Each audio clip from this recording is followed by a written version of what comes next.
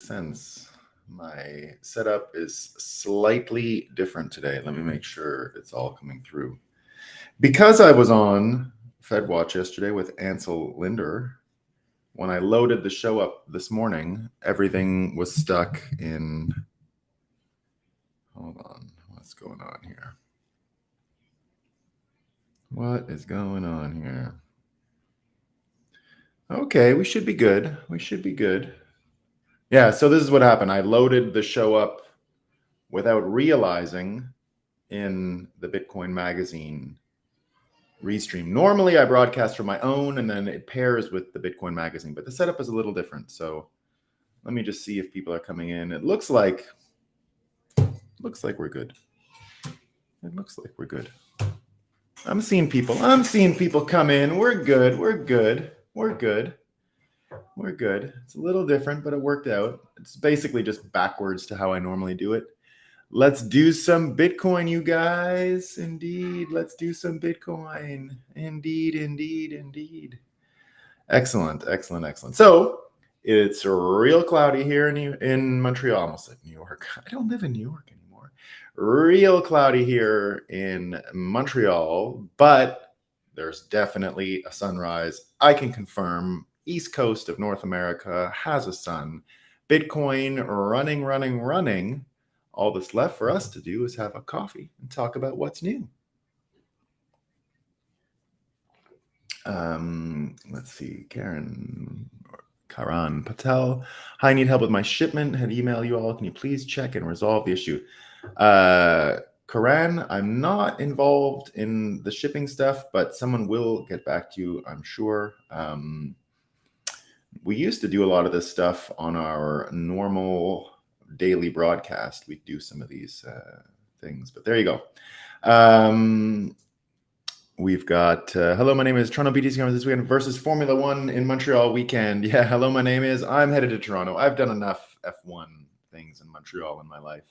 It was always a big deal and a big weekend, but it's really not welcoming for locals in a sense, because all of a sudden, if you want to go out for dinner, you got to buy a bottle of alcohol and all these kinds of things. There's a lot of crowds that we're not used to. Even now I can hear them. So I'm happy to be heading away. I got married in the F1 track. I have enough connection to the F1 track and spend enough time on the F1 track in Montreal. The F1 track is actually public property, public space. Anyone can go anytime. And so, I've spent plenty of time down there. I don't need to see. What is cool though, what is amazing is that we've had both the Indy races and Formula One here in Montreal before, and it is amazing. Just even being able to hear the difference in the engines, for example. If you're in downtown when the F1 cars start, it's a couple miles away and on an island in the river, not on the island where the city of Montreal is built, a separate island. And you can hear the engines start at start time. It's like rocket going off. Little dinky Indy cars. It's like that's pretty amazing just to see the engineering. So there you go. There you go. So yeah, indeed, Hodling Eric, we are going to be doing the RFK. We'll be doing both the Tucker recap and the RFK recap. But first, before we get into that kind of fun news, we got to do the even funner news, right? Even more fun. What's more fun than RFK, Tucker, all these kinds of things? Well, here's what you need to know. The New York Post, not that interested in talking about crime the way they used to. They have a new euphemism to discuss crime. All right, so here it is. Shirtless stranger kicks woman who's 75 years old, leaving the Macy's Herald Square, right? So the stranger did it, right? Here's another one from the New York Post. Stranger threatens a toddler in a stroller, stabs mom in brutal daylight New York City attack. So a lot of strangers going around New York, a lot of strangers, right? Strangers. Okay. Stranger. There you go. The other news that people are chatting about today is this BlackRock ETF situation. Now, it's a bit of a weird story. So here's what I know. I know that a few years ago, in normally the way the SEC worked for years was the following. If you wanted to have an ETF, now, as someone who worked for CoinDesk, and we follow the ETF story very closely, and I can even remember in early 2017, everyone in the CoinDesk offices waiting for the SEC to give its judgment on the Winklevi ETF. So it's been sort of a wait and see big time in the industry for years now, right? So since 2017, it's been what everyone's talking about, what's going on with these ETFs. A rule change happened a few years later when I was working at Kraken that I thought was really important. And I started to stress it as like, this is strange, what's going on here. It was at the same time that Brian Brooks was in charge of the OCC, the Office of the Controller of the Currency, and was suggesting that actually all big banks can do custody. Don't worry, you don't need special powers. We don't need to write a special law for US commercial banks to get into the custodian business in Bitcoin and crypto, because actually the powers are already there. So guess what? Go out and do all this custodial work. All you need to do is get some form of specialization, and you'll know how to offer the service. At the same time, the SEC was making huge changes, right? So I don't know if you guys know this, but the SEC, so until then, as I was mentioning, so just keep that OCC thing in your head at once, right? Because at the same time, the SEC was making changes to ETF applications, and they were like this. Before that, the redeemability of an ETF, right? You have to have redeemability. So the composite that is in the ETF, the pieces that make up the ETF can be traded in, and the person who's constructed the ETF has to have a way to redeem those assets that make up the ETF. So say it's gold, say it's like environmental ETF, right? All the stocks that go into it can change. The underlying stocks that go into the ETF can change. That's the design of the issuer to do. But they have to show that they have the capacity to redeem these so that you don't get sort of a selling things you don't have situation, right? So what happened in 2020 is a long-standing change came about, which is that the SEC did not require any longer some of the larger asset managers, such as BlackRock, to apply for specific ETF permits or to create and generate these ETFs to begin with every single time. They were given kind of a blanket okay to do it. As I said, each and every ETF in history needed to be individually submitted to the SEC. Now, they were allowed to change the construction inside of it as it was live, but in order to get it done in the first place, they had to show they could do it and it would work. So the SEC in 2020 gave everyone sort of permission, not everyone, pardon me, the big issuers like BlackRock permission to just issue ETFs as they saw fit. They didn't have to apply anymore. They could start using these ETFs as a almost like a brand new product pipeline that didn't require as much regulatory oversight to begin with. Now, the reason I mention this in the context of the OCC is because I had made a case in Kraken at that time, because I was working as a strategist, that look out, the big banks are going to be able to do everything that these crypto incumbents, if you will, have been doing for years, and they're not going to have to go through any hurdles. So I said, suddenly you're going to see a lot of activity in the custodianship and in the issuance of ETFs. Now, I didn't say they were going to happen immediately. What I said is when they feel like doing it, they can just jump right ahead of us and basically eat our lunch as an industry. And now that is more or less what I see happening here.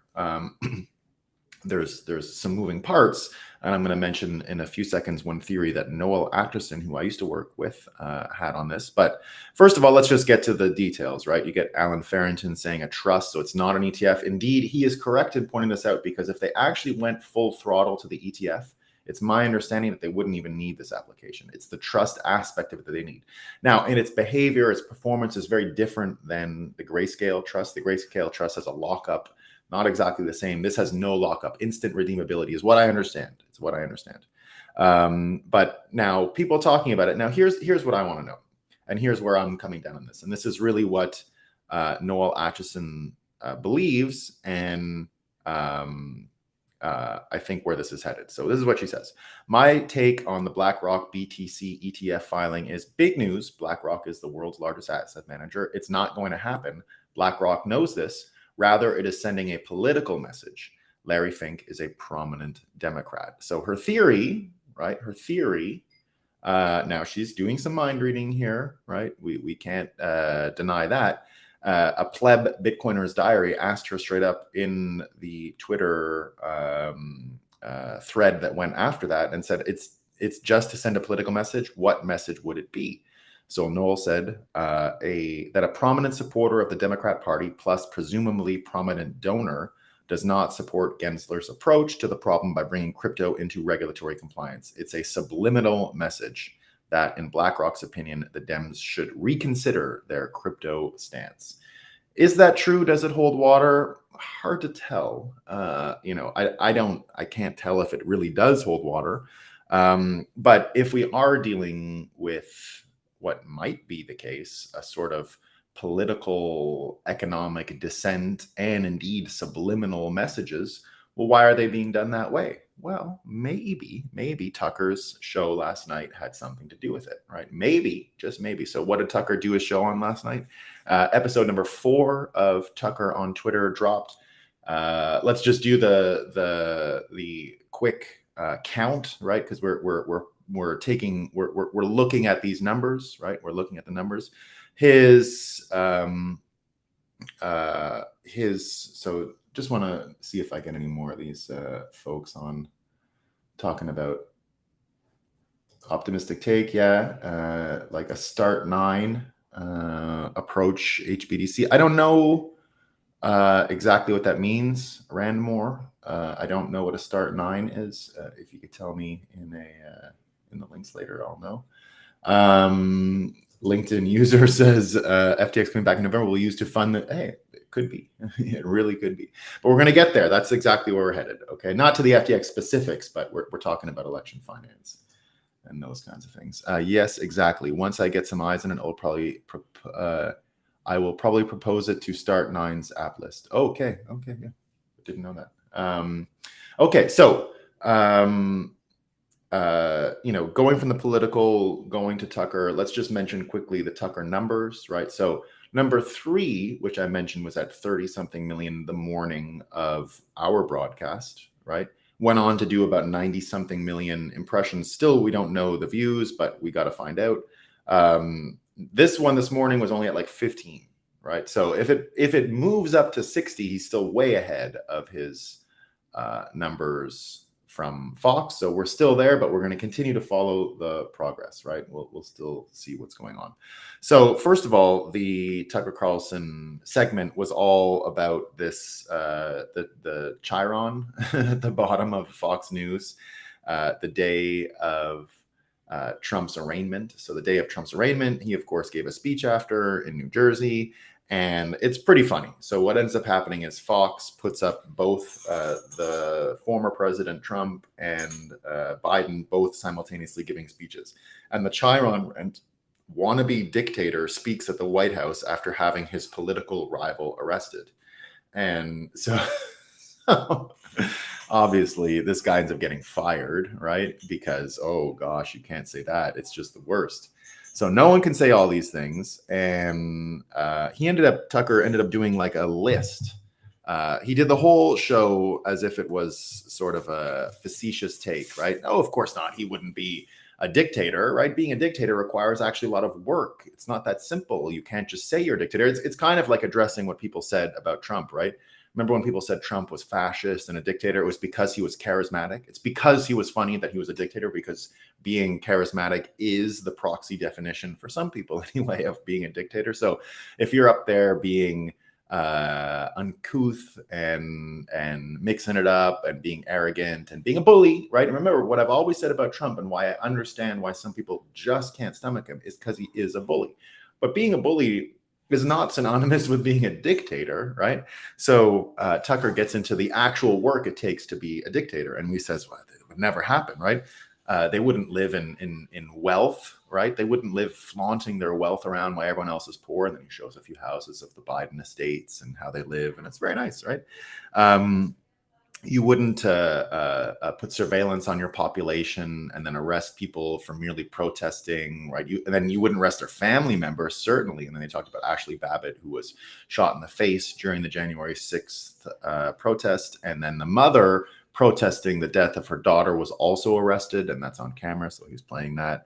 Then he said, like, the other important step to dictator, and he mentioned the North Korean president, and he had a big tumor on the back of his neck, and the media never paid attention. That was an important definition for dictatorship. And then he said, they would ignore the health concerns that the leader has, that the deal leader has, in order to cement their reputation. And of course, they start showing, he shows all these images of Biden trying to talk. I had notes of one of them where he was just trying to say a normal sentence. It makes no sense, right? We're going to be in there's 12 people who are going to do stuff, and then what are we going to say, right? Then he says, of course, they would have the family lawlessness. He mentions Saddam Hussein's sons who went around doing everything, and then he shows all the interspersed crack smoking pictures of Hunter Biden. Then he talks a bit about the Philadelphia speech. Of course, there's these speeches given with the dramatic backdrops. And he was, of course, referring to the Philadelphia speech that Biden gave last year when he called MAGA people the biggest terrorists going, and you got to stop them. And the news. So this was really, I think, the kicker of what Tucker managed to do yesterday. He said, surely the news wouldn't excuse away these kind of speeches. They would say, hey, you were acting a little terrible, and it looked a little bit like a dictator, and you were supporting the military over individual people. You were talking about using the military in America against individual people who were trying to embrace their gun rights, because that's what the speech was, right? It was you think you have guns, and they're going to help you have a revolution if you need it against a dictator, but guess what? You can't fight against F-14s and F-16s. So he actually said that, that the American population had to worry about fighter jets shooting them. And so this was all explained away by the following note. It says, MSNBC went on to say that he wasn't talking about killing Americans with the military. No. He was actually showcasing his faith in the military apparatus and its ability to back the Democrat world order. And then he didn't finish on that. He went further to the kids one, of course, the common conceit within dictatorships and totalitarian societies being that children move from being within the family unit and become kids of the state. So he mentioned that whole they are our kids speech that he gave this week from the White House. So Tucker basically made a checklist of what a wannabe dictator needs to do, and then showed how this fella was very successfully completing the required curriculum in order to be a dictator. Now, let's just put that all in context of what happens next, right? So here's what we know about what happens next. Now, I don't know if this is true at all, but remember, we've been talking about this Burisma person, right? The Burisma whistleblower. So let's go back to the dictator talk for a second, right? The dictator talk. Now, this is unconfirmed. This is coming at you from this morning. Do not know if it's true. Difficult to tell. People were talking about it yesterday. Don't know. Again, I'm telling you, this is unconfirmed. Could be fake news. I do not want to put fake news in front of you in the mornings, other than our enjoyable Moscow time. But this is what some people are saying on the internet. Totally could be fake. Don't know. Right, don't know.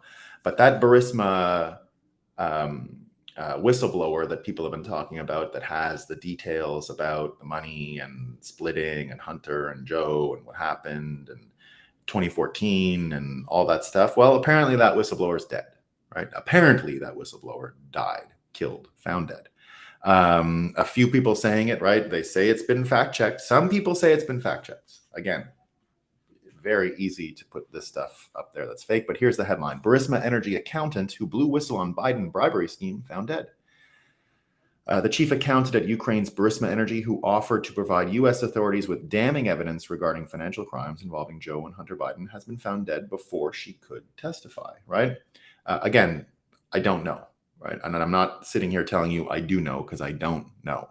But what I do know related to that is hearing this talk about, them getting killed, and it sort of goes further, right? It's not just them getting killed. You've got the Gal Luft. Remember Gal Luft? Here's some things I didn't know about Gal Luft, though.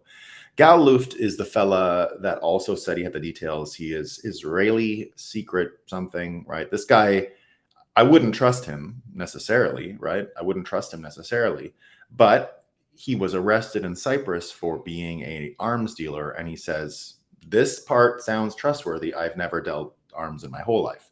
Now, he's another one of these people who has whistleblowing information on the DOJ, FBI, and what's going on with Hunter Biden. We've talked about him several times here in the mornings, right? So here's some simulation stuff, guys. Here's where the simulation is starting to get real, because I had no idea about any of this. So Gal Luft is, they try to arrest him. He says he's got the details. But do you know what Gal Luft does other than the not arms dealing? So they say he's a director, energy security, geopolitics, but he wrote a book a couple of years ago. He wrote a book.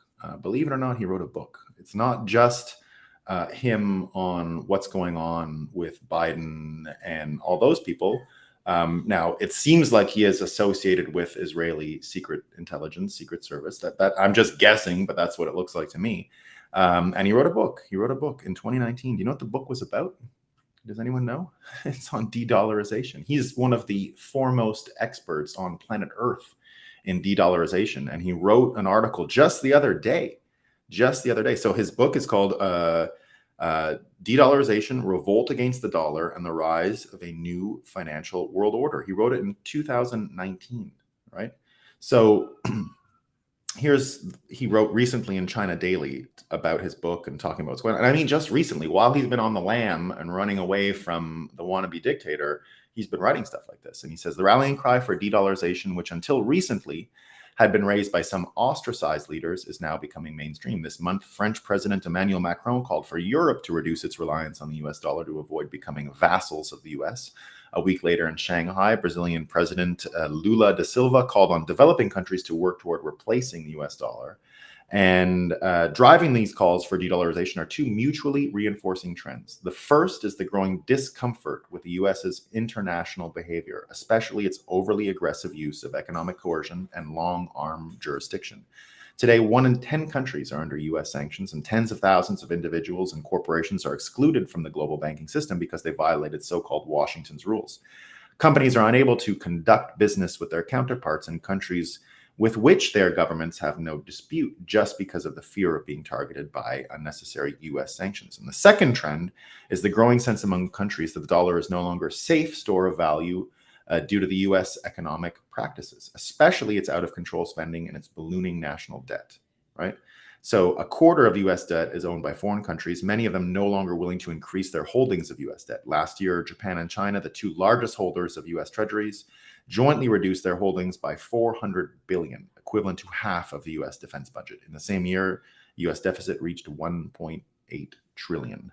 Now, here's what he says. His conclusion is the following. To be sure, both the US and its currency will continue to play a central role in world affairs for many years to come. But in the new order, there will be no room for hegemony, superpowers, and winner-takes-all strategies. And as Republican Senator Marco Rubio recently lamented, the US will increasingly lose its ability to sanction other countries. Under currency multipolarity, money will return to become what it was always intended to be, a means of exchange and a store of value, not an instrument of economic statecraft, right? So weirdly, who knows why, one of the people who knows most about the Biden corruption also happens to be out there pushing narratives around de-dollarization. So I'm not going to say he's even an expert. I'm not even going to say he's sincere in this, right?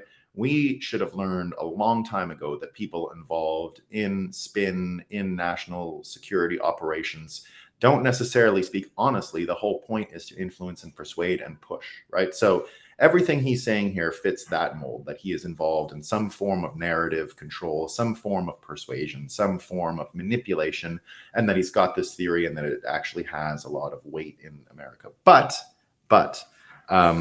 add that sentiment, which I think he's accurate about, right? I don't think anything he's saying there isn't something that we can't all agree on and perceive internationally. But how do you bottle it? How do you articulate it? How do you go further to underline how national security interests, how the deep state, how spies and persuaders and manipulators, how they have used the dollar and the US war machine in order to create this imperial presence in the world. Now, remember, America weirdly has oscillated in its history between two poles, right? It has been at once a revolutionary force and an imperial power, and oscillates between those two realities as it proceeds through its historic growth trajectory in the books of history in the world and the greatest empires and all that kind of stuff. So it does have the seemingly opposite polarity baked into it, right? It's just sort of there, right? It is at once an imperial power. We can't deny that. It has grown into being this imperial power. But at a certain point, that orientation can no longer be the driving thing, and it has to revert back to what it primordially was, which was a revolutionary force. And we're seeing those forces at play. And how are we seeing them? Well, weirdly, this imperial track that America fell down happened at the same time as JFK was murdered, right? So JFK was murdered in 1963. In 1964, as we mentioned many times here, that's when the actual hegemonic America starts to move. And yesterday, RFK was on Joe Rogan and had an amazing, almost play-by-play of how it happened, right? So it's amazing to hear these stories from the inside, in a sense. So RFK was mentioning that he was actually with his uncle and his father when Eisenhower gave his famous military-industrial complex farewell speech, right? So he was there. He was in the room with the new president hearing this stuff. And he gave the actual blow-by-blow of what it was like in the White House. Now, he was a kid, but it seems that he was still aware enough, right? So he was 10 years old. He's aware enough to know what's going on. We found out exactly what happened with the Cuba situation and the CIA, and how much the warmongers were trying to lure Kennedy into this stuff, right? So we found out that the Bay of Pigs thing was the deep state trying to get JFK to send the military into Cuba. In the end, JFK looks terrible because they send all of these Cuban fake soldiers that are really revolutionaries. No revolution happens. They get slaughtered on the beach. They ask for military support. Kennedy just basically has to let them die, right? Which is what happened. And that was a big embarrassment, and the Bay of Pigs, and oh my goodness. But right away, he understood, and this is what RFK says in the interview, he understood, and he only lived 1,000 more days. And in those 1,000 days, he was at war with the CIA. And that's where he came up with that line. He knew they were now lying to him, and that's where he came up with his line that I will splinter them into 1,000 pieces and throw them and scatter them into the wind. And that's where his line comes from, because of this deception. Now, he ends up also finding out, for example, that they're lying to him about Vietnam. He asked for a casualty list from Vietnam. It turns out that 75 Green Beret soldiers were killed. And he said, it's too many, get them all out tomorrow. And this was just before he was assassinated. So this appetite to coordinate the war machine, money, and propaganda was not going to abide by a president who was uppity. There was going to be no uppity presidents, right? That was not happening. And if you listen to RFK describe this stuff, right away, Joe asked him, right, on the show, that if you get an office, do you not even if you get an office, but here you are making headlines. Remember what we said yesterday, the polls have him ahead of Biden, ahead of Biden in the likability or all that stuff. It was a bit of a scam poll in a sense. It's not what are your intentions, who do you think is going to win and all that. It was just in his favorability for president. He beat every candidate, RFK did. Not the same as voting. He says, RFK, when asked about, do you think the CIA is going to get you? He says, I got to be careful. I'm aware of that danger. I don't live in fear of it at all. I take precautions. And, as someone who was around RFK a few times in Miami, I can say that it's something that you think about, right? You're just like, well, because I had to stay outside of a house and wait about half an hour before I could even get in to meet him. And, that's what it was like for almost everyone. Some people got in really quick, but a lot of people had to take time. They had to look into things and all that. So I was happy that was happening. I definitely did not want to see any kind of lax security there. And in fact, I saw him leaning on a boat at one point, RFK, right? He was sort of leaning off a banister, or sorry, a balcony. And I told, because he has, security guards, I said, don't let him fall there. Not going to be good. He's a little exposed, right? A little exposed where he is. And of course, everyone had already thought the same. And by the way, you actually do get a sense too when you look at some of the images with him on Joe Rogan. Not everyone can see it in some of the speeches and all that, but you don't realize what in good shape he is. He's really in good shape. I mean, this guy is not a lot of body fat on RFK Jr. By the way, this is an actual in shape president. That I, as someone who loves Trump, never liked his physical. Didn't like his diet, didn't like what he was signaling about body, that kind of stuff. Now, we never fat shame on this show. We're not interested in fat shaming, and I still accept and love Trump the way he is. I'm talking about just ideals for the American public, and the role of the president really should be at this point be in health and do some exercise, and that's all we need, right? A president who does like morning exercises and inspires the American population to eat better is basically all we need, right? That's what the president ought to be at this point, right? Someone who eats really well and does that kind of stuff. So there you go. So he's aware of the fear and all that stuff. Wall Street Silver mentions, if RFK were to die under any suspicious circumstances, it would be time to fully shut down multiple government agencies. There's just no other option. Yeah, I would say I'm there. He also goes into, Kennedy also brings up the point that even just doing the Joe Rogan, and I'm sure it's going to do amazing numbers, right? And him and his prediction that he had a little while ago that podcasts will be the way the next president is determined. Imagine Joe Biden trying to do the Joe Rogan show. He can't say a scripted sentence. It's obviously never going to happen, right? But here's what he says. They tried to ignore me, and that strategy has failed. Now their coordinated attacks in Time, WAPO, New York Times, Guardian, using the same language exposes fear in the ranks of the corporate oligarchy. Luckily, we have outlets like Elon Musk, Joe Rogan, and the podcast world, and our network of supporters like you, thanks, to bypass the legacy media. So he's just asking for money here, but out there saying, look, this is what we're doing, right? This is what's going on, and we're going to keep using these podcasts to get the word out, and indeed, it's working, right? So he also mentions a little bit about his book, Anthony Fauci, right? The real Anthony Fauci.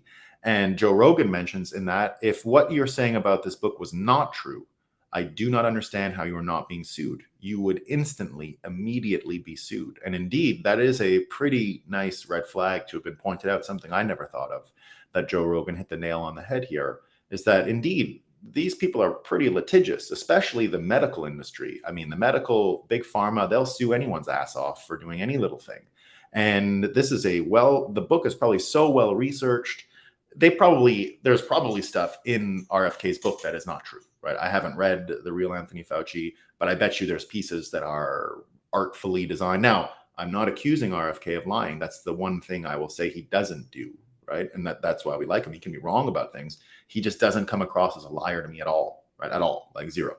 So I bet you there's parts of the book, though, where he's just wrong and got it wrong and didn't know, and who knows. But it's probably enough to sue on. It's probably enough material in there that is just off the mark enough that you could have litigation and go with it. The reason why you wouldn't is you wouldn't want to actually do any Streisand effect stuff, right? You wouldn't want to give this attention because there's probably enough in there that is true that you don't want people talking about, right? If you've got to start sifting through what's true and what isn't in that book, I doubt Fauci survives, right? I doubt Fauci survives that. But here's the even this idea of anti-vaxxer and how the manipulation system, how the persuasion system, the psychological control that a lot of folks in the deep state understand how to manipulate, right? The psychological control aspect being something that isn't really out there. That's one reason why this show, I think, fills a sort of void in there. We're not out here trying to tell you that there are forces persuading you. We're showing you how they persuade you. We're going past the sale of, did you know you're being manipulated by?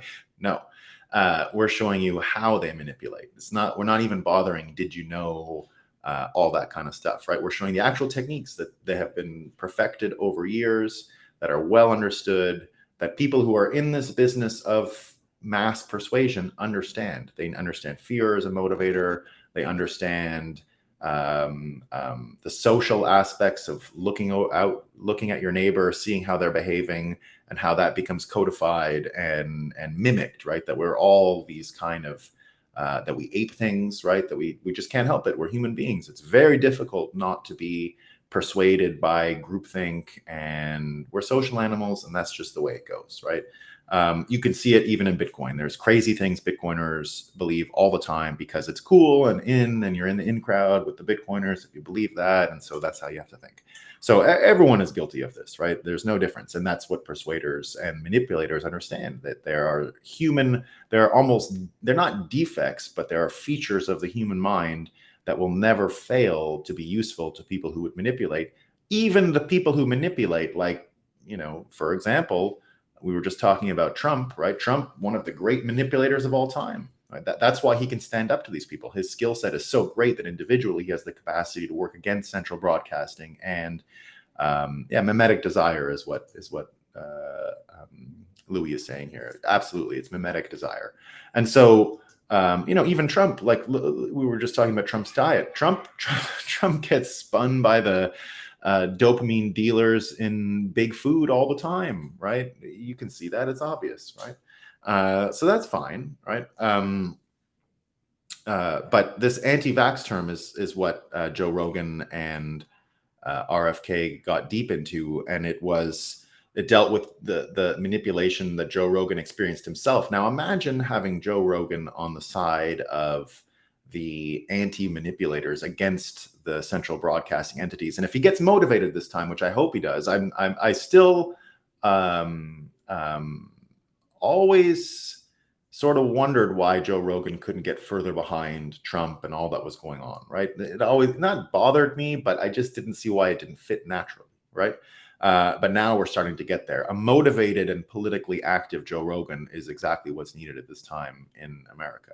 And so he was talking about his CNN thing where they painted him yellow and made him look like he was coming out of a morgue, and then he was taking horse tranquilizer, and that he was taking the horse medicine. And so right away he saw exactly how this confluence of media manipulators and health organizations and all the other three-letter agencies in America had targeted him and had come up with this narrative, and he saw its distribution into mainstream media, right? The only way to explain how the talking point on horse medicine and Anderson Cooper and all those people who mentioned it could make sense was if it was done this way. So here's what they said about how effective this has been, this anti-vaxxer thing, right? So anti-vaxxer is a very dismissive and pejorative and a very bad term.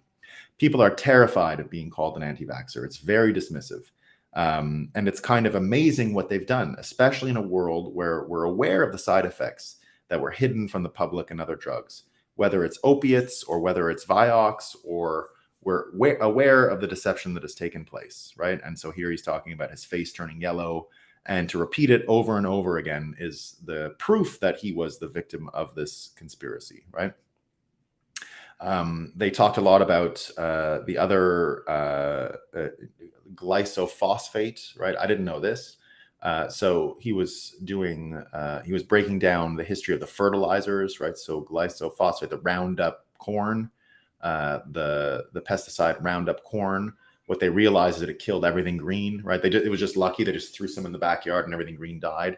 So they engineered corn that wouldn't die. And what you did, we sprayed this stuff at the beginning of the season, and it would kill the weeds, but the corn would come through. But then they realized an important new application of it, which was in wheat. And what they found was wheat, once it's dry, if it gets wet again, it's actually rotten and you can't harvest it. But if you kill it just before, it won't go moldy. And if it rains, it'll still stay dry. It just dries again. There's no mold. So what they started doing was they started dusting with the Roundup again at the end of the season on food, not on plants, on food at this point, because that stuff is milled immediately. And he believes that that's the reason why you had, so this only happened in 2006. And that's why, and I did observe this. So this is a confirmation narrative bias. I remember in 2005, 6, 7, 8, 9, that was when that whole I'm a celiac and can't eat bread thing started. And one of my best friends, who is not a baby lala, who's not out there crying, who one of the guys I was with last weekend, he couldn't eat any meat or any breads anymore ever. At that time in history, it was 2006, and he just was done out of nowhere. Like, he had never had a health problem in his life, and to this day he has trouble and struggles with this stuff, and no one has been able to figure it out. And he wasn't the only one, right? There are Crohn's and all these other folks. But here in the end, so they talk about what I think is the most important part of the whole. That's what I meant. Yeah, sorry, I can't remember some of the glyphosate. Yes, pardon me. I said glycophosphate. Yes, glyphosate. Thank you, Justin. Pardon me. I appreciate the help. So, but here was the most important thing he said, right? And I think about the vaccines, but I think it applies. So he's talking about the vaccines now, but it applies to absolutely everything around us. And it applies to what we heard Tucker talk about, and it applies to Bitcoin inevitably, because that's where this heads. And this is what it looks like. So he says why it's difficult for people to question vaccines, but it goes further. He says it threatens our entire worldview. If the authorities in our world were lying about something so insidious, then what else are they deceiving us about? Mark Twain said it's easier to fool a man than to persuade him that he's been fooled. Right? Indeed. Like that's all you need to know. That's all you need to know about Bitcoin, about what's going on in the world, about everything, right? The most important information that you can put in your brain right now to understand and make sense of the world was what Mark Twain said, right? It's easier to fool a man than persuade them they've been fooled. It's much easier. It's not even close, right? Ego, it threatens their worldview, right? Ego. You can't admit you were wrong. Therefore, you double down on Joe Biden is just a nice uncle. Check out the wicked car, nice shades, right? There is so many things that are threatening about believing the counter narrative, because then can I trust my doctor? Can I trust the authorities? Can I trust my country? And here's a beautifully worded thing. It's really just the entire cosmology around which we've weaved and constructed our lives. You have to start questioning everything. And I understand why people don't want to do that, right? I understand why people don't want to do that. It's a lot. It's a lot to think about. It's not easy. And Bitcoiners have a major advantage because we perceived this confluence of persuasion, money, military a long time ago. And we've had a long time to absorb it. I've said to many people, oh, how do you do so much in Bitcoin? How have you, people ask me, right? How did you know that? Where'd you come up with that? I just tell everyone, I've just had more time with it. That's it. My only special advantage in Bitcoin is that I accepted 10 years ago that we were going to win. There was almost no way to stop us from winning. And I started thinking about the world with Bitcoin at the base, and a sense of measurement could be then had around almost everything: healthcare, what's going on with people lying in the media, politics, all of that stuff, right? The only advantage that I ever had is that I just accepted it earlier. That's it. Once you accept it, things get a lot easier, right? So from there, you can start to see where things are headed. Now, you get people mentioning he's on, right? We had RFK on Joe Rogan yesterday. What happened simultaneous to that? Well, Axios had to come up with the following story. Biden could lose the first two 2024 contests to RFK Jr. And it looks like the cheating around Iowa and New Hampshire is going to become overt. Here's what it's going to look like. Dems in Iowa and New Hampshire could defy Biden, because right now they're not counting those primaries. They're saying because they're not following the Democrat order list, and they're not, which is now out of whack. They've gone to South Carolina first.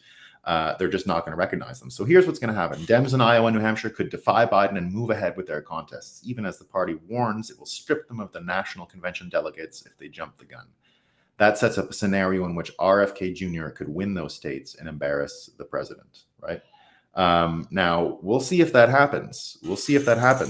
But let's put all of these pieces in place, right? We got Gal Luft, who's a major de-dollarization guy. His contemporary whistleblower is dead, maybe. We don't know where he is, undisclosed location as of 3 days ago. But he's out there writing about de-dollarization, right? And what's going on right now. 20 new countries have applied to join BRICS. The list is enormous. It's Saudi, UAE, Egypt, Algeria, Bahrain, Indonesia, Argentina, Mexico, Nigeria, Bangladesh, Venezuela, Iran, Kazakhstan, Turkey, Syria, and Nicaragua. And this is what they say. The new BRICS currency being discussed will reportedly be backed by gold, rare earth metals, and the other natural resources of the BRICS members, with expansion bringing in the vast natural resource wealth of new members. While the US dollar is backed arguably by nothing other than the US military dominance and declining hegemonic bullying, will the arrival of the BRICS currency deal a quick and fatal blow to the position of the dollar as the world's most important currency? Now, look, we've got the SEC, and looks like the infighting around SEC Democrat corruption is inviting other Democrat potential narratives, dialogues. Is what's going on with BlackRock a sort of infighting Democrat thing? I don't know. I won't go that far. Something's up. Something doesn't smell right with this SEC thing and BlackRock. Something's going on over there. We'll find out. Are people finally giving up on the Biden thing? I think so. I think it's got to be clear, right, that the deep state doesn't actually have the kind of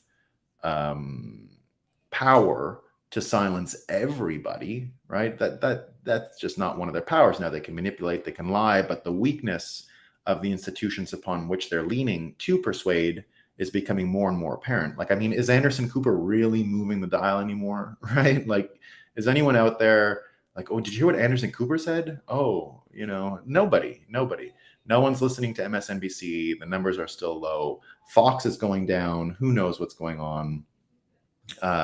So we'll see what's going on. We'll see. But here's the thing, right? We are going to actually have a Democrat primary that features the conversations that RFK is bringing up. We are, again, talking about the destruction of the U.S. military industrial complex, the censorship industrial complex, and the financial manipulation that goes in behind it all at once. So we'll see. But this is looking like the simulation is winking pretty heavily at us. And I continue to think we're going to get an RFK presidency. It's just absolutely the most entertaining potential outcome here, and I can't imagine it won't go that way. We're going to find out. All right, let's see what people say.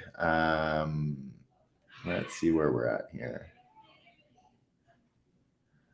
Tired of the bully. Let's see where we got. Where are we?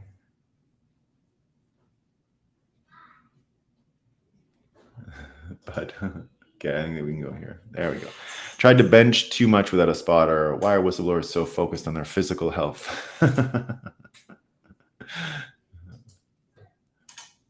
Nudge, nudge, wink, wink. All right. I love starting. Thanks, HBDC. No, there's no fictions less interesting that we're seeing. Dead people. It could, but they'd be boring because no one will believe it, including myself. No, this is beyond. This is beyond that. John got his hand up. Joe, pardon me, got his hand up. How's it going, Joe? It can still be a tool of the state, but it's not free. So they better be magnitudes better at using this tool because it will run them. Yeah. Oh, really? I know he's been on before, but I haven't listened to Joe in a bit. Looking forward to that one. Thanks for the heads up. Yeah, this is about what's his name on the thing. Richard Grove at the Grand Theft World has all we need to know about how. I'll check that out. Richard Grove at Grand Theft World. I've been watching Truth Media or something lately on. That's been let me tell you what it's called. It's been pretty good. I'll give you a YouTube channel tip. me just see what it was called. It's Truth Stream Media. I've been doing some Truth Stream Media. They've been one of my. I'm a big YouTube. YouTube is just the best form of entertainment, by the way. I love it. I don't watch anything else but it. RFK security deal has to be minimal. If you look at Trump's, DC has refused to beef up his security package. Why? The American has to step up when he went to New York to private extra. Yeah, it's not that big, Optimus. It's not a huge, not what I saw in Miami. It's not huge, but it's enough. It's enough. You know. Am I talking about some kind of title for the president? Like a role model? Yeah, like the president should be, I think we're talking about the president and waistlines here. What I mean is the president is better off being like a royal and setting, like when people, here's an example of me defending the monarchy, right? Remember Kate, everyone loves Kate, William's wife. When Kate came in, I said, what's going to be great about Kate is that she's going to not dress licentiously. She's going to have, like an old fashioned kind of female style, and it's going to inspire that style in other women, right? So that's it. But that's a lot, right? That's a lot. And you could probably not produce such an effect in many other ways. You can't just hope celebrity culture figures it out. So it's one of the things that was predicted by King George when America got rid of its king, that they would suffer from want of a king. And I've said it for a long time. One of the things that the parliamentary system gets right is that you don't have to look to your president to be a moral, or your prime minister to be a moral leader, because you have a king and queen. The prime minister can be a big idiot, dirty, stinky. If they're good at their job as a executive, fine, right? They're like a CEO. Who cares if they do all these things? But that's a problem that America got itself into when it tried to create a thing where the president was also the chief executive, because then they do have to be morally sound. And that's what I was saying around the time of the Clinton Lewinsky thing. That was my conclusion, right? Like if we ever had that in Canada or the United States, that this stuff was happening, we'd kind of be fine with it, right? Because the Queen existed and all that stuff. Now that it's Charles, everything changes because he's so bad. But yeah, I think the president, it was designed to be a role model job in the first place. I mean, think about how the job was done for years. It was all following the model that George Washington modeled, right? So that's the way it worked. And if the president turns into, so for example, my support of Kanye West as a potential president is all about that, right? I think he can be a better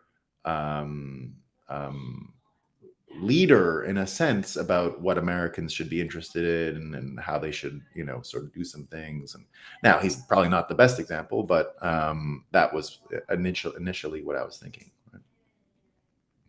Yeah, Trump needs to go low carb, no seed oil. He sure does. Yeah, he sure does. He sure does.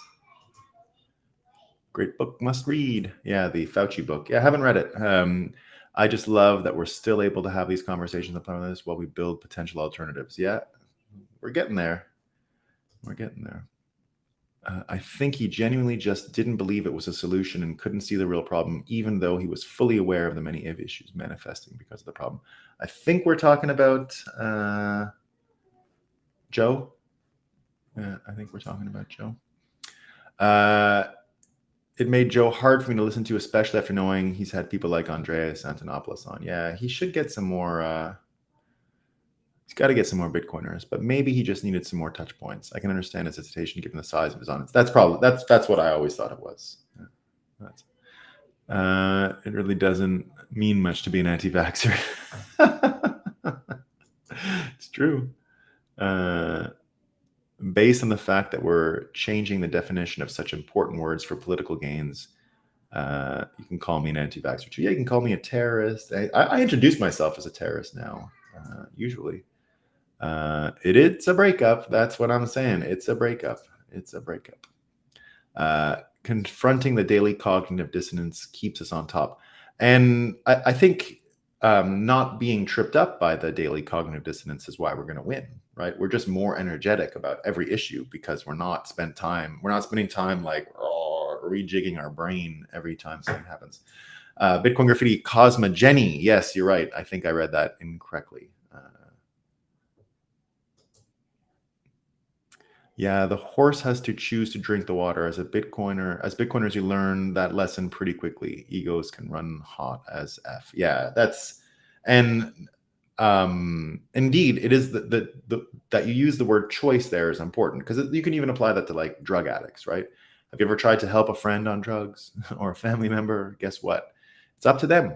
They got to make a choice. Now you can listen and da da da da. That's fine. That works in its own way, but unless they choose, it ain't going to happen, right? Almost everything, even your own success in life, right? It's a personal choice. Now, the choices are hard, but if you boil everything down to what's the cost, what price do I have to pay for this thing that I want, and pay the price, right? Pay it. That's a choice. You can sit there and say, oh, it's too much. The price, I can't do that, right? Well, then you didn't really want it, right? Anything you want in life is available if you're willing to pay the price. The price could be 10 years of some bullshit, but that's the price, right? That's the price. And you can get what you want if you choose it. And choosing and deciding on something are not the same as wanting. And, I don't take any drug addict who's trying to get off seriously until I hear they've decided and that's what they want. They've decided and they've chosen that, not just expressing that they want to be sober. Not enough. It's not going to get you there, right? No way.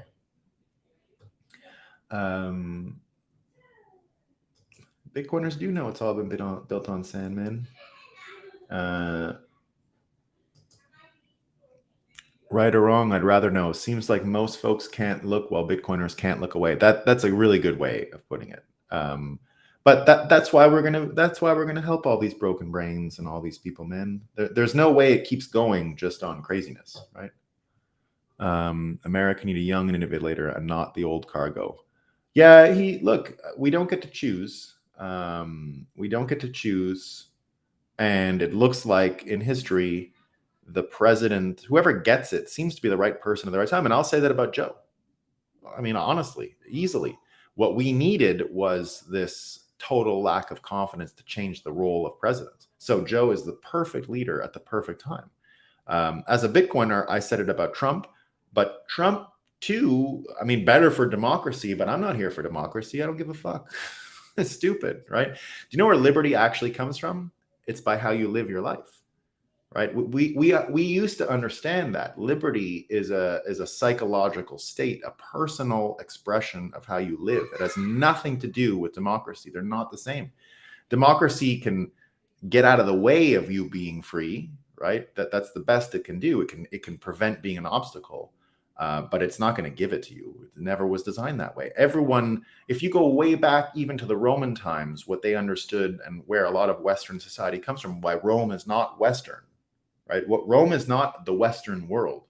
It's not. It's something totally different. It's much more like China or Russia in their own political organizations. It was a longhouse type of, totalitarianism.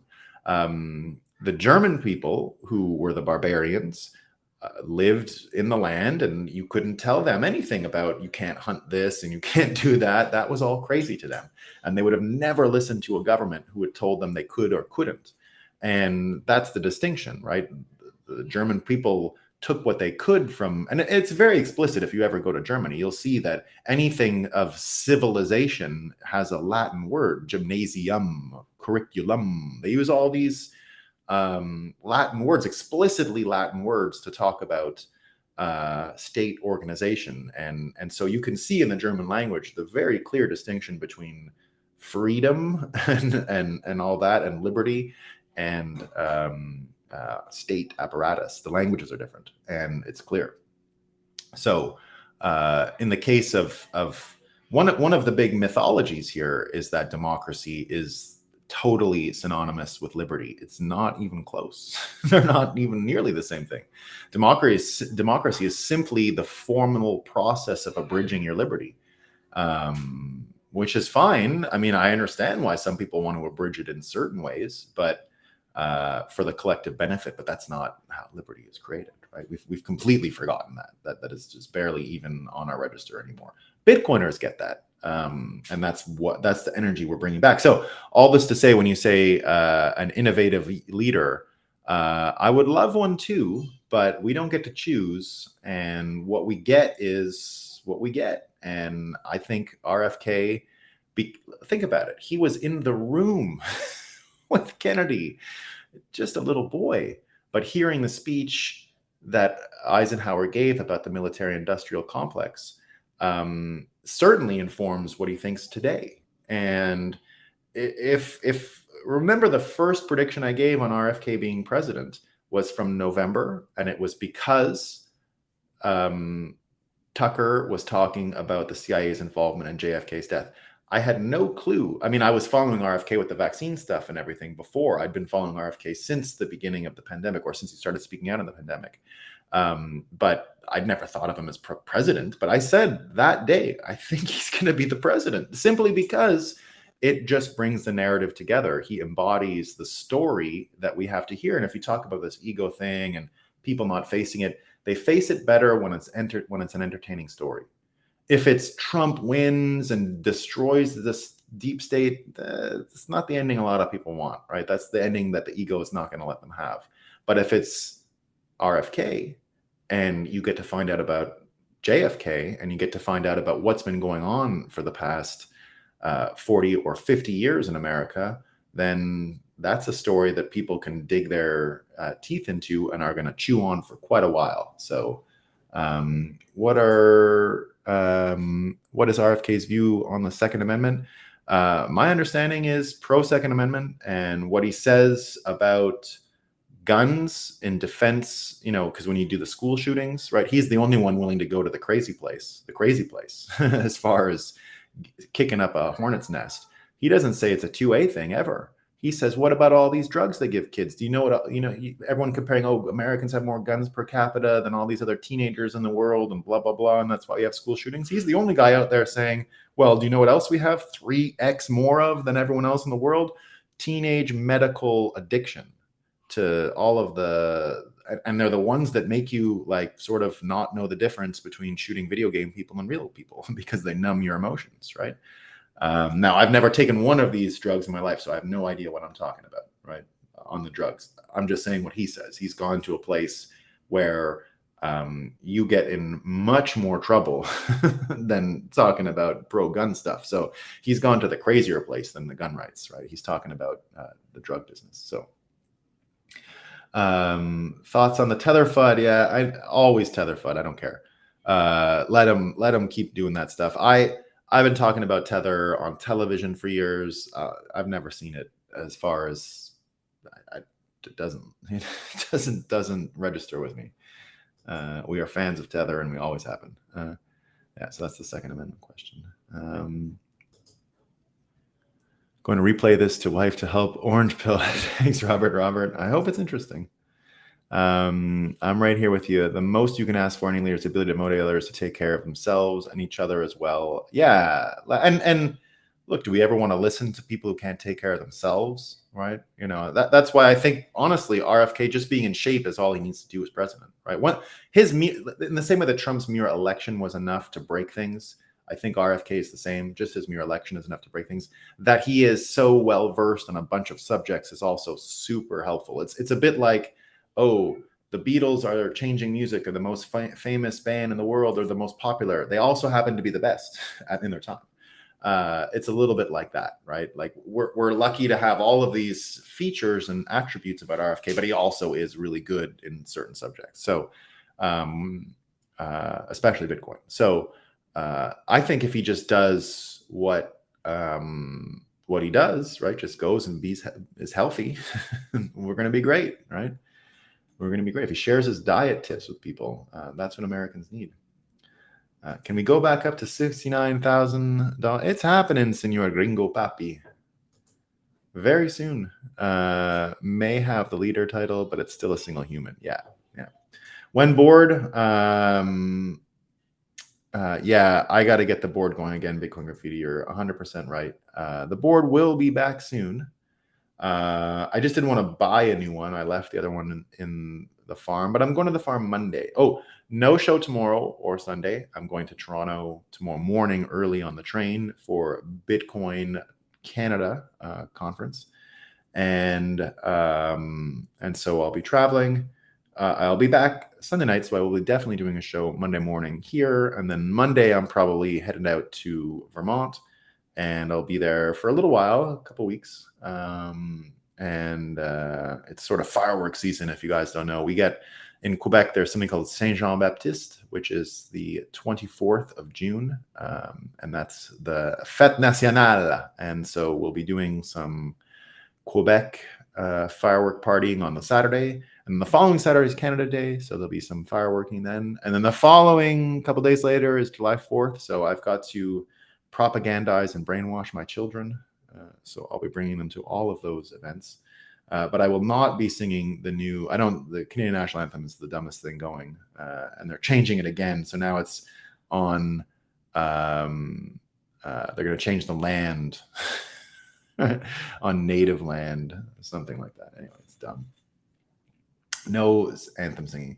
CK in the house in Oslo. Way late, but good morning. Indeed, good morning. This is on all the channels. The truth wins eventually, but it accords with reality by definition. Yeah. So the best definition of the truth that I've ever read, how do you define the truth, comes from David Deutsch. If you guys remember very briefly in that movie, The Avengers Endgame, when Captain America goes to see Tony Stark and Iron Man and tries to talk to him about the time heist. And Tony Stark laughs at him and he says, "Oh, you've solved the Deutsch equation or something." Well, David Deutsch is one of the original quantum cryptographers in the world. Some people say he's one of the smartest people in the world. He might be. Really smart guy. He is the inventor of the concept of the multiverse and all of that stuff. And what he says is the following, his definition of the truth. It's relevant because it's starting to make waves in terms of AI and what's going on with all that. So what he basically says is all human progress is a search for hard to vary assertions about reality. The truth is merely a hard to vary assertion about reality. Hard to vary, basically what is not entropic. Things that can't suffer from entropy are the truth. So hard to vary assertions about reality equals the truth. And indeed, because it is hard to vary, it will stay consistent while everything else decays and degrades around it. The false things are easy to vary, right? Because they're false. So it's very easy to argue with them. So I continue to think that's the best definition of reality and truth. And it's very useful. I can't wait to read. I can't wait till you read what I'm working on. For sure, this conversation is quite poetic given the context in my head. Awesome, HBDC. Tough love. Great day, y'all. It's the enormity. Yeah, and I think you're talking about the level of lying and that ego piece, and it is really important, right? I wanted to need to get sober 3 years ago next month. Yeah, there you go. It happens when you make a choice, right? It happens when you make a choice. Wanting and deciding are not the same thing. Just a matter of time, Senor Gringo. Just a matter of time. Leader of the free world. We're talking about our favorite Joe Biden, leader of the free world. Bitcoiners indeed are all free. Love that clarity regarding liberty and democracy. Thanks, Boo Boo. Yeah, it's the big myth and scam here is democracy. Liberty is not the same thing. It's just not. Right? If these presidents are like CEOs, they should shop around for a new country. Like, let's make Trump the president of the EU and make. Yeah, well, I've always admired Hong Kong, and I'm bullish again on Hong Kong. I think it's going to make a comeback despite China's troubles with it. And the reason I'm bullish on them, they always called their mayor the CEO of Hong Kong. They just got right to the punch, right? That's what's better than that. Tries the biggest weasel in crypto. Oh, yeah, I'm not a fan at all. Not a fan. That would be hilarious. Yeah. It would be really be hilarious. That's why the slogan is live free or die and not vote this way or that way. Yeah. There you go, Boo Boo. Exactly. Vote this way and be free. No, live free or die. There you go. Puppet. Sounds like a great model. Companies work like this. Somehow politicians are tethered to their nation of birth. Let's get rid of it. Yeah, I mean, 100%. Always been a fan of that idea. I only slept for 3 hours to make it to this one, and it was 100%. Thanks, HVDC. I appreciate it, man. That's very excellent endorsement. I appreciate it.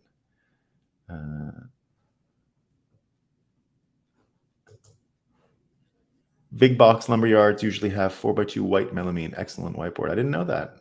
Yeah, I always buy them at the at those office stores, and they're always like $100 or something. So I've got enough of them around.